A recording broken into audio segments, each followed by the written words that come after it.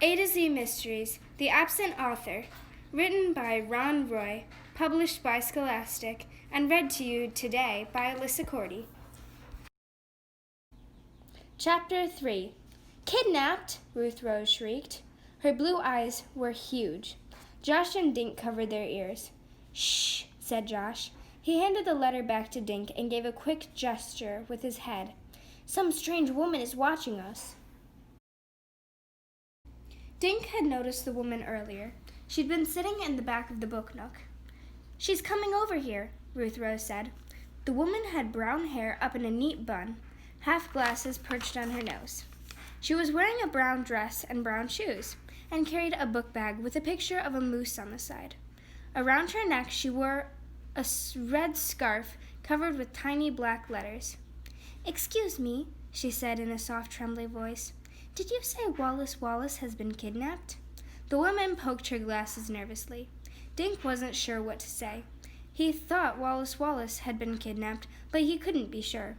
Finally he said, Well, he might have been. My goodness, gasped the woman. Who are you? Josh asked her. Oh, pardon me, the woman blushed. My name is Mavis Green, she mumbled. I'm a writer, and I came to meet Mr. Wallace. Dink said, I'm Dink Duncan. These are my friends Ruth Rose and Josh. Mavis shook hands shyly. Then she reached into her book bag and pulled out a folded paper. Wallace Wallace wrote to me last week. He said something very peculiar in his letter. I didn't think much of it at the time, but when he didn't show up today, and then I heard you mention kidnapping. She handed the letter to Dink. Josh and Ruth Rose read it over his shoulder. Dear Mavis, thanks for your note. I'm well, and thank you for asking, but lately my imagination is playing tricks on me. I keep thinking I'm being followed. Maybe that's what happens to mystery writers. We start seeing bad guys in the shadows. At any rate, I'm eager to meet you in Green Lawn, and I look forward to our lunch after the signing. Wallace Wallace. Wow, said Ruth Rose. First he says he's being followed, and then he winds up missing.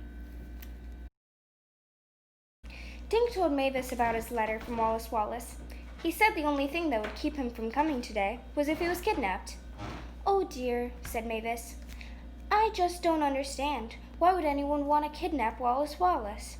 If he's the most famous mystery writer in the world, he must be rich, right? Josh said. Maybe someone kidnapped him for a ransom. Suddenly, Josh grabbed Dink and spun him around, pointing towards the street. Look, the cops are coming. They must have heard about the kidnapping. A police officer was walking towards them. Josh, that's just Officer Fallon, Jimmy Fallon's grandfather, Dink said. Jimmy came to get a book signed. I saw him inside the book nook. Maybe we should show Officer Fallon these letters, Ruth Rose suggested. They could be clues if Wallace Wallace has really been kidnapped. Who's been kidnapped? Asked Officer Fallon, who was now standing near them. Not my grandson, I hope, he added, grinning. Dink showed Officer Fallon the 2 letters. We think Wallace Wallace might have been kidnapped, he said. He promised he'd come to sign books, but he isn't here. Officer Fallon read Mavis's letter first, then Dink's. He scratched his chin, then handed the letters back. The letters do sound a bit suspicious, he said, but it's more likely that Mr. Wallace just missed his flight. Jimmy Fallon ran out of the book nook, waving a Wallace Wallace book at his grandfather. Grandpa, he never came. Can we go for ice cream anyway? Officer Fallon put a big hand on Jimmy's head. In a minute, son. To Dink he said, I wouldn't worry. Mr. Wallace will turn up. Call me tomorrow if there's no news, okay? They watched Jimmy and his grandfather walk away. Dink handed Mavis's letter back to her. He folded his and slid it into his pocket. Crazy thoughts were bouncing around in his head. What if Wallace Wallace really has been kidnapped? It happened because I invited him to Green Lawn. I'm practically an accomplice. I don't want to wait till tomorrow, he said finally. I say we start looking for Wallace Wallace now. Where do we start? Ruth Rose asked.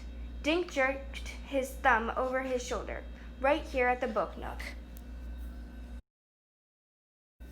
Excuse me, Mavis Green said shyly.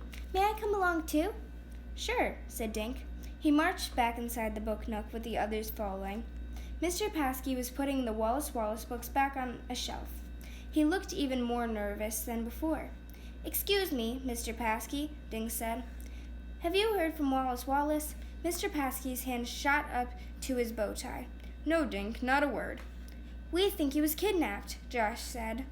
Mr. Paskey swallowed, making his bow tie wiggle. Now, Joshua, let's not jump to conclusions. I'm sure there's a rational explanation for his absence. Dink told Mr. Paskey about the 2 letters. I'm really worried, Mr. Paskey. Where could he be? Mr. Paskey took out a handkerchief and wiped his face. I have no idea. He removed a paper from his desk and handed it to Dink. All I have is his itinerary. The others looked over Dink's shoulder as he read. Itinerary for Wallace Wallace. Arrive at Bradley Airport at 7:00 p.m., Friday, July 15th. New England Airlines, flight 3132. Meet driver from Lawrence Taxi Service. Drive to Shangri-La Hotel.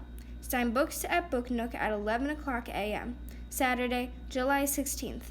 Lunch, then back to airport for 4:30 p.m. flight. Can I keep this? Dink asked Mr. Paskey. Mr. Paskey blinked. Well, I guess that'll be all right. But why do you need the itinerary? Dink picked up a marker and drew circles around the words airport, taxi, hotel, and Book Nook. This is like a trail.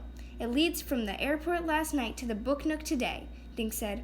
Somewhere along this trail, Wallace Wallace disappeared. Dink stared at the itinerary, and we're going to find him.